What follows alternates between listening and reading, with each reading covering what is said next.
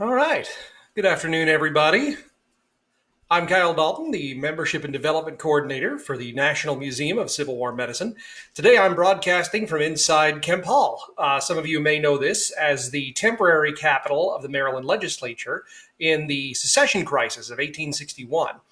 Of course, I'm with the National Museum of Civil War Medicine. I'm the Membership and Development Coordinator there, and we're happy to have all of you with us here today. This is part of our series of conversations, lectures, question and answer sessions. It's going to be running throughout this crisis and hopefully beyond that, where you can tune in to live streams about different topics. So today's is about the surgical kits that were used in capital amputations. We'll be getting into that in just a second. A couple of quick things to go over. First of all, we are talking about capital surgery. It's pretty gross. If you're squeamish, do consider maybe tuning out for a little bit. I'm not going to show any images. There's not going to be any blood, but I will be talking about some things that might be a little gross. So I totally understand if you need to tune out. Second of all, I am not a trauma surgeon. I am not medically trained beyond basic first aid. I'm a historian. So I'll be talking about the sources that we use to know about the past. I'll be using reproduction equipment, but I'm not a surgeon. I'm not a doctor. I'm not a trained medical professional. Don't take any of this as medical advice. Don't watch this and then try to apply this in any way. This is for educational purposes only. So bear that in mind. Also, this program is made possible by members like you. This whole series is really just a push for membership, for getting people to become aware of us, to help support us while our doors are closed. Members like you are the reason that we survive and thrive. Members like you are the ones who've been with this museum for decades and have helped us to tell our story. And our story right now, our narrative, is as important as it's ever been. We have a lot to say. We're trying to make those direct connections to the present, and you can help us to do that by becoming a member. And if you become a member, then there are certain benefits that come with that. You get discounts at our gift shop and on admission to special events. You get our newsletter, our journal. So we have ways of thanking you for supporting us. So please consider doing so. You'll find a link in the comments, and you can find it as well on our website, civilwarmed.org. I also want to thank the G. Frank Thomas Foundation. They're sort of indirectly helping us today because they gave us a generous grant to purchase reproduction medical supplies, medical and surgical supplies. So the tools we're going to be seeing today were provided for through that grant. I have a box right here. This is a reproduction capital surgeon's kit with all sorts of toys and goodies inside. And I'll be drawing from that today to talk about the process of capital amputation and the tools that were used in it. So again, thank you to the G. Frank Thomas Foundation. Thank you to our members. Please consider becoming one. And once this whole thing is through, I'll be happy to see you guys at the museum itself. So we're going to kick things off by talking about why amputation in particular. There's, of course, a lot of surgical procedures that exist today and back then. So why amputation itself? Well, that's because it's the thing that people think about when it comes to the Civil War, and there's a reason for that. The Civil War was a massive conflict. The historian Jim Downs argues that perhaps over 1 million people died in that conflict, including civilians and those who died of disease. A more commonly cited estimate places that number around 720,000 dead. That is a lot of people. But beyond those numbers alone, beyond being just a big conflict, amputation was sort of the star procedure of the period. There were, we estimate, 60,000 amputations in the Civil War. Proportionally, that's much higher than other similar conflicts. There are tens of thousands of people who go under the knife. And amputation is the overwhelmingly used procedure. This is performed in hospitals. Sometimes these were purpose-built to help trauma victims, but oftentimes these amputations took place on the field, in field hospitals. These are tents that are set up near the field. These are houses or barns that are temporarily used as operating theaters. So a lot of the amputations take place in non-sterile conditions close to where combat is happening. And a lot of it is you need to get those done as soon as possible. This is something that people know at the time. You've got to do your amputation sooner than later. The longer you wait, the more the mortality rate goes up. You see this in the Manual of Military Surgery by S.D. Gross in 1862. He's a Union surgeon writing a manual for other Union surgeons, and he says explicitly, you got to do it fast.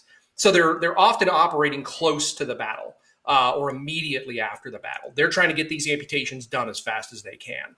And so they turn to field hospitals. If you'd like to learn more about field hospitals, tune in next week. Our own Jake Wynn is going to be doing a live stream conversation about field hospitals. And that's a topic that's becoming relevant again. You may have seen in the news, we posted it to our Facebook page, that New York City has instituted a field hospital in Central Park to deal with the influx of coronavirus victims. So that is a big topic. We're not going to get too into it today. Like I said, next week, Jake Wynn will be talking about that. But I want to mention that is where a lot of these are happening. Many amputations are happening immediately after the battle or during the battle in field hospitals close to the place of conflict. So that's where these things are going on. The reason for the rise in amputations, I mentioned earlier that there's a lot for this period, more so than anybody in the time expected, and certainly more so than similar conflicts. So why are there so many? What it comes down to is that the Civil War is a period of technological change, and that is manifests most brutally with the Miniball, this bullet right here. The Miniball was developed by a French Army officer, Minet. The Americans pronounced it Mini, so that's what I'm going to stick with. And it's a conical shape, unlike the previous round balls that were used in muskets. And it's hollow on the bottom. That would expand when the bullet was fired to grip the sides of the barrel. The barrel had grooves carved into it called rifling that would spin the ball. So this conical shape moving very fast, or relatively fast, and spinning in its conical shape. It's like throwing a football. As it spins, it's more accurate, it travels further and faster. So this is a huge innovation for military technology. Unfortunately, for the medical side of things, it's also incredibly damaging. This is a big, soft lead ball traveling at a relatively slow velocity. These travel slower than modern bullets. What that adds up to when you put big, soft lead and relatively slow together, when it hits the body, it flattens out. It looks like chewed bubble gum. And it travels through the body more like shrapnel than like a modern bullet. That means it's going to shatter bone. It's not going to break bone, it's going to shatter it. There's going to be splinters all over the place. And that, even by modern standards, is very difficult to treat. In the words of S.D. Gross, I mentioned him earlier, a Union Army surgeon who wrote the Manual of Military Surgery, he said, gunshot wounds attended with severe comminution of the bones, the fragments being sent widely among the soft parts, lacerating and bruising them severely, generally require amputation, especially in naval and military practice. So this is causing most of the amputations in the period. You're also seeing some shrapnel wounds, cannons, that kind of thing. But this is what's really seeing that uptick in amputations of the period. There's a lot of them, and it's because these are being thrown across the field in incredible numbers. You'll find these being sold at roadside venues through today around Civil War battlefields because they're just dropped by the millions. There are so many of these. And there's a tree in the American History Museum, Smithsonian Museum of American History, that was shot down by bullets at the Siege of Petersburg. So they are much more likely to cause shattering of bones. They're much more likely to require amputation. And that's why amputations are so common in this period. Another reason, one that's sort of indirectly responsible, is that Americans were blade shy. They didn't like using bayonets. They didn't like using sabers and swords to the extent that their European counterparts did. According to the medical and surgical history of the War of the Rebellion, which is an excellent source, by the way, you can find a few digital versions of this online. The National Institute of Health and Medicine has one. But in this source, they find that less than 0.4% of Union casualties for the late war suffered from any bayonet or saber wounds. By comparison, in other international conflicts of the time, it's 2.5%. It's a lot more than Americans are using it for. There's a couple of reasons that this would increase amputations, the lack of use of blades. The first is that the blade itself is not likely to shatter bone. There's a lot of fractures that come with saber wounds. Obviously, bayonets can be real nasty, but they're not going to break or shatter bone in the same way. The other reason is that in military strategy and tactics of the time, you use blades, you use bladed weapons, and the threat of bladed weapons to drive your enemy from the field. Bayonet charges, saber charges are usually used when you think your enemy is about to break. There isn't an expectation that they're going to fight back very hard, because if they are, then they're throwing the dice. If you're going to order a charge with a blade, you're trying to get the people away. You're trying to shove them off the field. And because the Americans aren't doing that, even if they're facing a demoralized enemy, even if the people shooting at them would break if they were going to charge, because they don't charge, they keep getting shot at. They keep shooting each other for longer than they normally would. So indirectly, the lack of use of blades contributes to the rise in amputations, because there's so many bullets being fired, and because they're not using other weapons that might have ended the conflict earlier. Then you're seeing more amputations, more shattered bones, shattering wounds. So there are a lot of amputations, and this raises a question, I think an important question, of were you more likely to die from the amputation than from the bullet wound? This is actually a pretty common question that we get. Is the treatment worse than the wound? Yes and no. You are more likely to survive by amputation. That's for sure. Than if you were to suffer from a bullet. But compared to today, your chances of survival varied widely. It depended on where you were hit. It depended on what year of the conflict you were hit. But in some cases, your survivability was pretty close to what it is today. So first and foremost, we should say that anesthesia was used. Shock was not a big deal at that time, because they weren't inducing shock through the surgery. There's a couple of surgeons that write about how to avoid shock, and that you should not perform amputation if your patient is in shock. You got to knock them out. So they're using a lot of anesthetics. Current estimates say that over 99% of Union surgeries were done under some form of anesthetic. The medical and surgical history of the War of the Rebellion lists only 254 people that underwent some form of capital surgery without a anesthetic of any kind. Compare that to just amputations, 60,000. That is an infinitesimal number comparatively. There's not a lot of people who are going through this without anesthesia. So that already ups your survival rate a little bit. But again, it kind of depended as you went through the conflict. So Dr. Alfred J. Mollett writes that prior to the war, amputations were pretty rare. If you had to get an amputation before the Civil War in America, your survival rate was 50-50. It is not very good at all. Your chances of survival are not great. During the war, it starts high and it gets lower as the war goes along. So in the Peninsula Campaign of 1862, amputation mortality was 26%. Now that would be unacceptable today, but is a definite improvement over that 50% before the war. By 1864, that rate drops down to only 13%. Comparatively, in a paper written by Doctors Christine Ramirez and Jay Menaker, which I think we're going to link in the comments here, a paper published in 2017, they found that traumatic amputations today have a survival rate of 15%. That goes up to 10% if a tourniquet is applied early and properly. So by the end of the war, survival rates of the surgery itself are actually pretty good. They're close to what we're doing today, if not just slightly better. And that also brings us to the first instrument that I'm going to pull out of the box here. And that is this. This is a tourniquet. Tourniquets, you may know, are used for cutting off blood flow. That's pretty important. If you cut off somebody's limb and you're not stopping the blood flow, they're going to exsanguinate, which means to bleed out. They're going to bleed to death.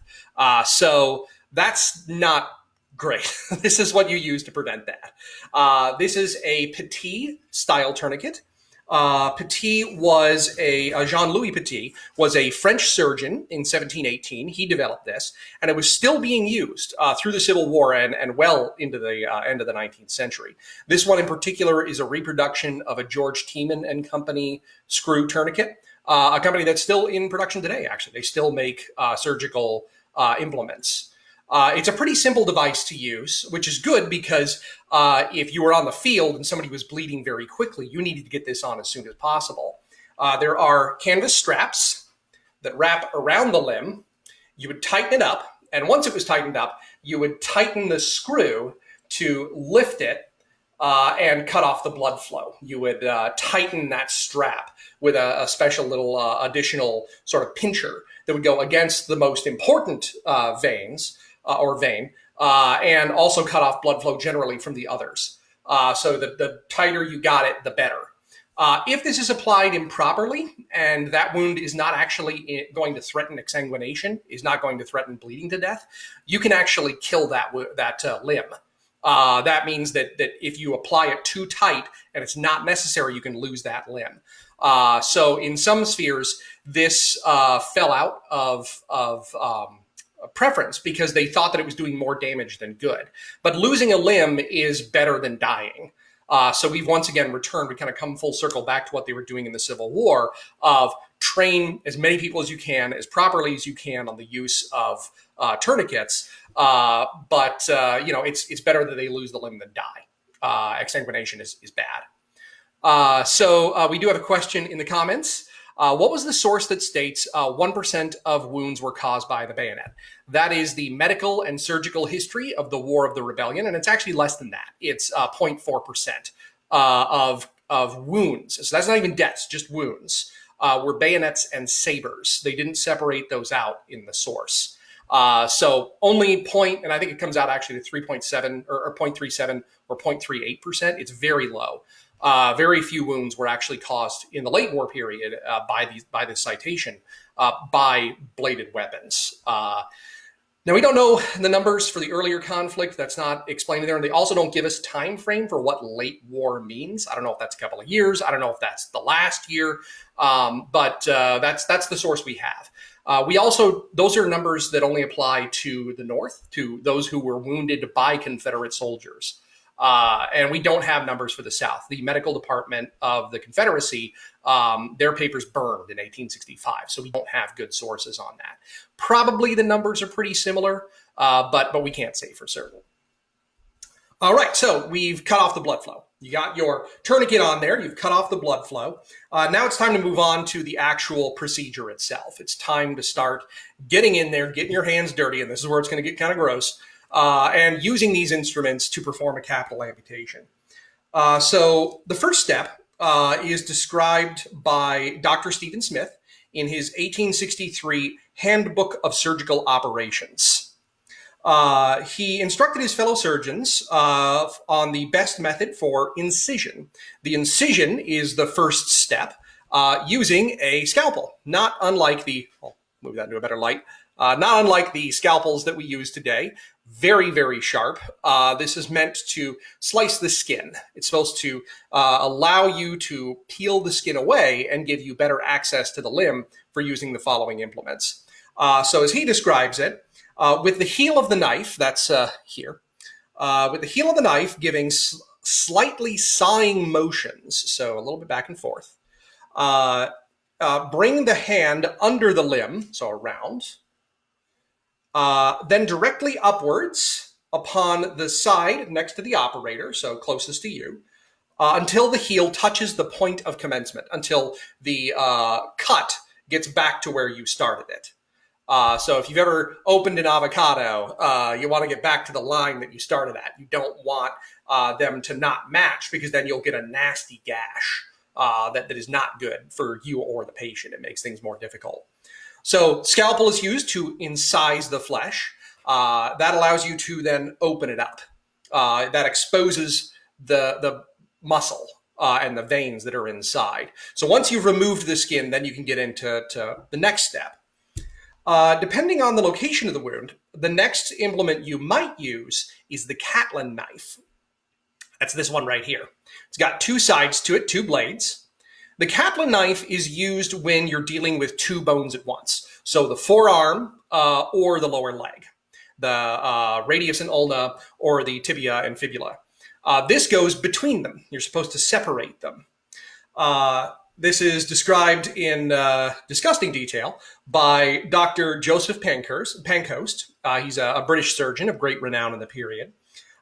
He writes in his treatise on operative surgery in 1852, instructing his readers to use the Catlin knife like a bow. So what he means is like a fiddle or a violin, making the cutting edges act alternately upon the tibia and fibula, so of the leg, so as to divide as much as possible the included parts. So this is to cut back and forth as you work your way between and separate those two bones from each other. That can isolate one of those bones if you want to do a resection. That is, you're removing only part of the bone.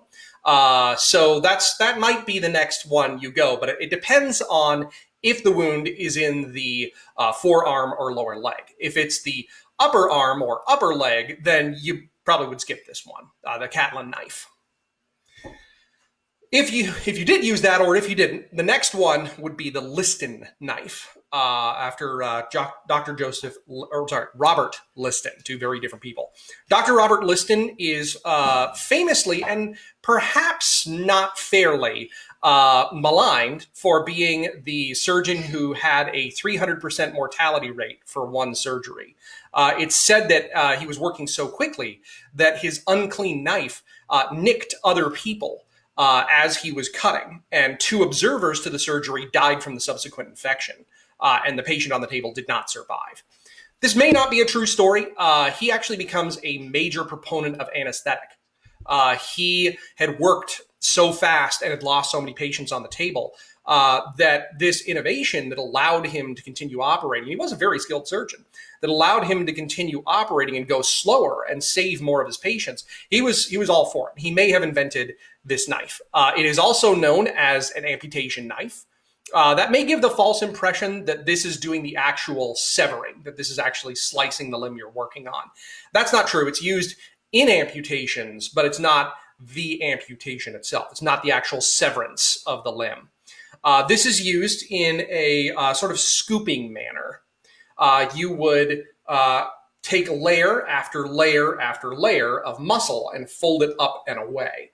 And that would gradually expose the bone for you. So you've peeled back the skin, you've scooped up the muscle. Next up is the bone itself. Now comes the actual severance of the limb. And for that, you can probably guess what's coming next. It's the most famous implement of Civil War surgery, the bone saw. The bone saw is the thing you see all the time. You see it in popular fiction, in novels, in video games, TV shows, movies, because it is the most recognizable tool of the most recognizable and widespread surgery of the era. So rightly so, it's the one that we associate with Civil War medicine.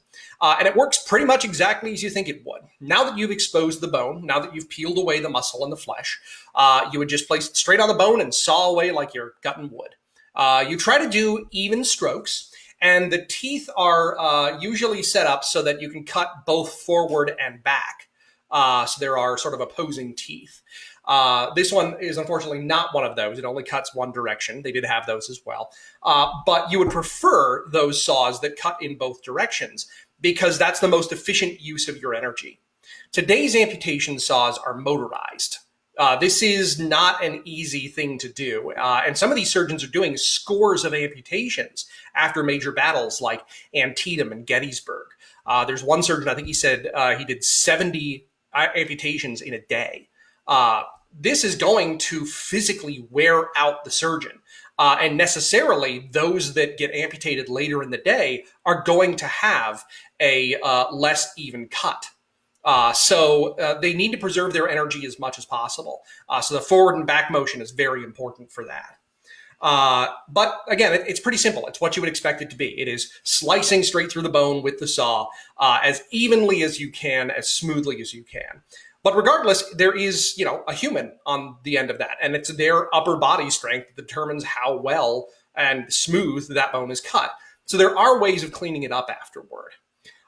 There is this thing here called a rounger. I might be pronouncing that wrong. It's French.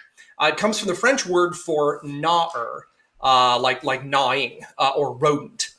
Puts a real picture in your head.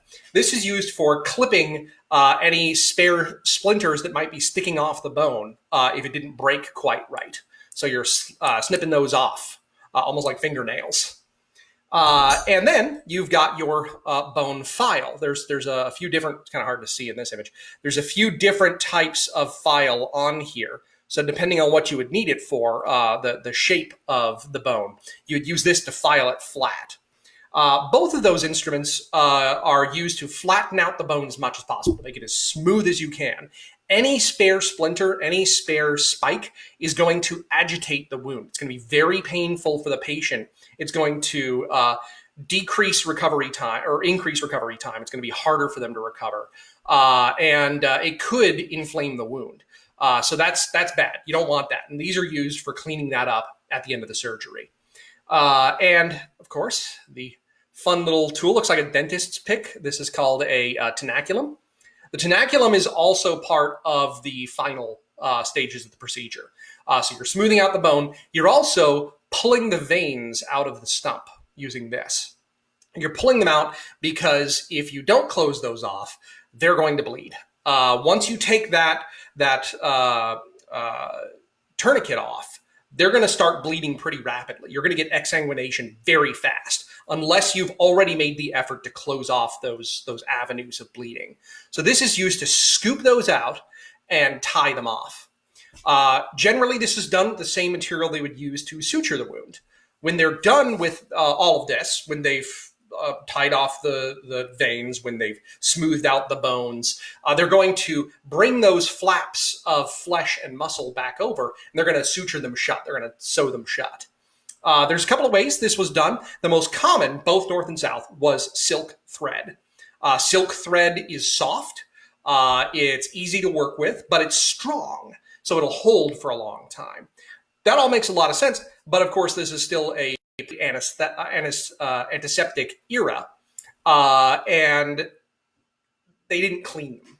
Also because, and this was pointed out to me by a trauma surgeon who came to our museum, because this is a braided thread, there's little nooks and crannies all throughout that can hide bacteria that harbor them. So once you've sewn with that, then that bacteria is introduced to the open wound. And that, of course, is bad news. The biggest killer of this era for surgery is going to be infection. There's no germ theory that's widely accepted in America. So that's the way it went. The other option that was used in the South was horsehair. How widely used this was is unclear. It doesn't appear to have replaced silk thread. It seems that the surgeons preferred silk thread. That's what they were used to working with. But they turned to horsehair when silk became harder and harder to get, as the Union blockade was preventing the importation of materials. It's not easy to make silk in the American South in the 1860s. So they're relying on horsehair. And horsehair, not only is it not braided, but you have to boil it in order to use it. And that would unintentionally disinfect it. So it was safer to use. It was also possible for it to be absorbed in the body in a way that silk cannot. Silk is always going to be a foreign substance in the body. Thank you, Civil War Trails. I had some leftover pizza myself before this, so I hope nobody at home is eating any spaghetti or anything for this. So those are the main tools that were used in this period. This covers sort of the basics of capital amputation. There's a lot more that can be said. There's a lot of other instruments that are used for other procedures. There's different versions of the Catlin knife, the Liston knife that were used in the period as well. But that covers the basics, really. I do, again, want to extend my thanks to the G. Frank Thomas Foundation for this purchase that allowed us to get a new amputation kit. And again, I want to thank the members who've made all of this possible. Again, please consider a membership. That's what allows us to keep telling our story, a story that is so important in this current crisis. We are standing in the shadow of the medical professionals who came before, those surgeons who stitched up those bodies, learned things, and passed things on that we still benefit from today. Not the least of which is infections. Many of those surgeons went on initially to oppose the antiseptic theories of Dr. Joseph Lister, and eventually came around to accept it. And I think we can learn a lot from the failures and the successes of the past. So members help us do that. Becoming a member not only gets you all those nice benefits like the journal and the discounts, but it helps us to tell the story that we feel is so important right now and always. So do consider becoming a member. If you have any questions, I'm going to be here for a few minutes longer. Happy to answer any questions you might have about amputations, about surgeries. And again, I want to remind you that we do have a couple of talks coming up. Later this week, we're going to be having a discussion about the pandemic of 1918 and how that relates to the spread of disease in the Civil War and today. Next week, we're going to have discussions about field hospitals. Jake Wynn will be talking about the evolution of field hospitals. I'll also be talking about anesthetics. I mentioned that a little earlier in this talk. That's something we didn't really get into here. The use of anesthetics, where they came from, what kinds they had, that kind of thing. So we'll be talking a bit about those and probably some other pharmaceuticals down the road as well. So keep an eye on our website. Keep an eye especially on our Facebook page for this and other events.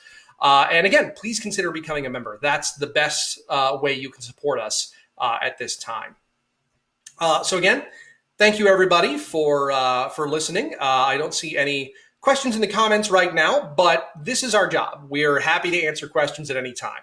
You can always send us a message on Facebook, over Instagram. You can send us direct emails. We have a page on our website, civilwarmed.org, that you can use to submit direct questions to our staff. We have an extensive library of books, both primary sources and secondary sources, on the role of Civil War medicine. And once we're all back in the office, it'll be easier to draw from those. We are very happy to help with whatever research requests you might have, any questions you might have. So always feel free to send those to us. Did just get a question here of what was used for anesthesia. The two main ones were chloroform. I've got a small reproduction chloroform tin here, sent to us by Simmons Sutler. Thank you. The chloroform was the most common. The other is ether. I'll get into this more next week with the conversation about anesthetic, but the short version is ether is explosive and chloroform is not. So you tended to see chloroform closer to the front, and because many of these amputations were taking place in field hospitals, most of them were under some form of chloroform. Chloroform was preferred. Got a question from Jake of how quickly did the ambulance corps get wounded soldiers to the field hospitals? Short answer is pretty quick. They had to go into active battlefields. And that was something that was expected. High casualty rates among your ambulance corps meant that the ambulance corps was doing its job. So they were moving pretty fast. The distance of a field dressing station or field hospital varied throughout the conflict and depended on where you were, what the terrain was like. But typical anecdotes that I've read of ambulance workers is they traveled about a mile from combat to medical help. So they could get them there very quickly. At the same time, if you were captured by the enemy, they would leave you until all their guys were taken care of. There's a couple of accounts. E.M. Peck, who was an ambulance driver in Tennessee, I think, he writes about how enemy wounded were left on the field until all of his wounded had been moved off. And that was typical for both sides. So if you were being evacuated by your own side, it could be very fast. If you were not, you were probably going to be sitting there for a while. So I don't have a specific time frame on how fast they were moving. And again, it varied widely. But generally speaking, in the North at least, the transportation of the wounded was very fast by the end of the conflict. Yes, we got a question from Chris Olone about whether there were a lot of amputations from cannonballs canister shot. There were. Those are very nasty implements. If you survived or you didn't suffer a mortal wound, then yeah, there'd be quite a few amputations coming from that as well. Bullets tended to be the big one. The Miniball was the thing that really caused it, and that may have just been from a matter of scale. There are so many more bullets being fired, so many more people being hit by these mini balls than they are by canister and cannonballs. That's the cause of more of them. But yes, cannonballs and canister are a significant source of amputation. You are rather likely to have to get an amputation from that. Tim Sampson asks, where did the regimental surgeon work? I've heard accounts of a cavalry surgeon getting killed because he was working in the field behind the battle. Yeah, there's a couple of ranges to this. I'm not going to get too into it because Jake is going to be covering some of this in the field hospital, but I will cover some of the basics. So there are actually a couple of ranks of surgeon. The regimental surgeon, usually just referred to as surgeon, is going to be further behind the lines. They're going to be in the field hospital itself. This is going off of the Letterman system that's instituted in 1862, and I'm talking about the North here. There was no system that's quite the same as that in the South. They've got their own forms, but it's sort of all over the place. It's a little bit more scattershot. In the North, it's a little bit more uniform as the war goes along, and by the end, they've pretty well instituted this system. So the regimental surgeon in the North would be in a field hospital, which is further behind the lines. An assistant surgeon and one hospital steward would be in a field dressing station. That's where a lot of the triage is happening. They're assessing the wounds. How serious are they? Can this person walk? Do they need to be transported by ambulance? Is this person requiring more medical attention? Can they be sent back to the front? Those are all the decisions that are being made there, and they're doing basic first aid. So they're also doing some minor surgeries up there as well. And Jake can weigh in on this later on, but I think most of the capital amputations aren't happening there. They're happening in the field hospitals. They're a little bit further back. For those who were in the field dressing stations, that's where you're seeing a lot of your surgeons, assistant surgeons getting killed. Those are much closer to combat. They tend not to be on the front line, but the lines shift. And sometimes they find themselves involved in combat. Again, this is not too common. Surgeons were not generally specifically targeted, and they did make an effort to not be caught in the crossfire. So over the entire Battle of Gettysburg, which is 55,000 casualties, there's one surgeon who dies in that battle. And he's actually mortally wounded. He dies a few days later. He's hit by a stray shell fragment. So they can be killed. Assistant surgeons near the front do get killed throughout the conflict, but not in significant numbers, not in the same way that like the ambulance men are, who are going to the active battlefield into fire. Surgeons try not to. And that makes a lot of sense. These are specialized medical professionals, and trying to do amputations on the field where they're being shot at, that's not a great way to care for your patient. You saw how involved this was. You need to get them off the field. So you want to have the ambulance men get them out and then have the surgeon work on them.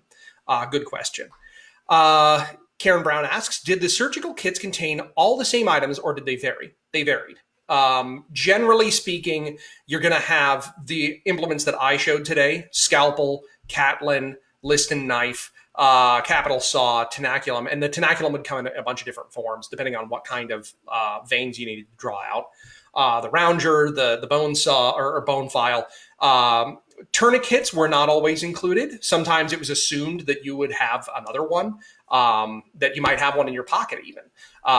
There are also pocket amputation kits that are used for minor surgeries, the fingers, for example.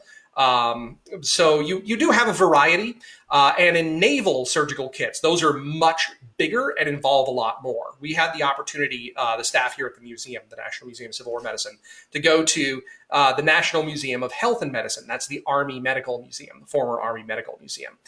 They showed us a bunch of the kits that are in their collection, and they pointed out that one way you can tell a naval kit from an Army kit is how big it is, because you don't want to have to haul that thing all over the place if you're marching back and forth.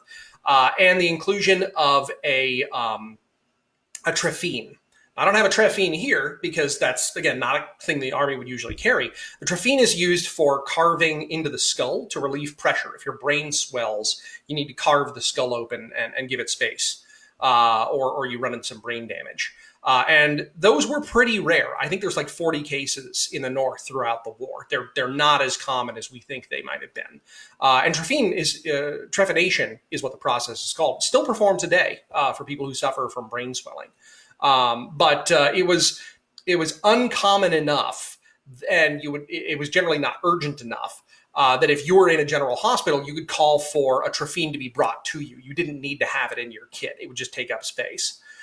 So not every kit had the same thing, depending on what branch of service you were in, depending on what you as a surgeon thought was most important.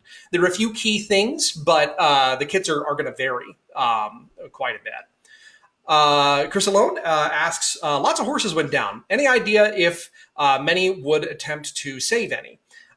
Short answer is no. Most horses, if they were grievously wounded enough, would be put down. More horses died in the conflict than people. That's a lot of horse flesh. There were veterinarians. They were more about maintenance than saving horses. They were more about keeping those horses healthy. I don't know of, and I'm no expert on this, we do have a blog post on the website about veterinary services, but I don't think the Army made saving grievously wounded horses a priority. That was not a main thing for them. Horses were also much more plentiful in the period than they are today, so they were a lot easier to replace, unfortunately. On that depressing note, thank you all for joining us today. This is a pretty grim topic, but it's one that's important. It's important for us to understand what happened in the past, what we've inherited from then, and both the triumphs and challenges that we've inherited. This is a shadow that we stand in today, especially as we're undergoing a healthcare crisis right now that all of us are feeling. With that healthcare crisis, I want to remind you that the doors are closed at our 3 locations. But you can still become a member. Members still get our newsletter, our journal. They still get the benefits that all members get. Once we reopen, it gets you free admission to all 3 of our locations. And it's the best way to support our message, our story that is so important to tell. Thank you all so much for joining me today. I hope that we see you at the next live stream. We'll have plenty more to come. We'll be here with you throughout quarantine. Thank you again.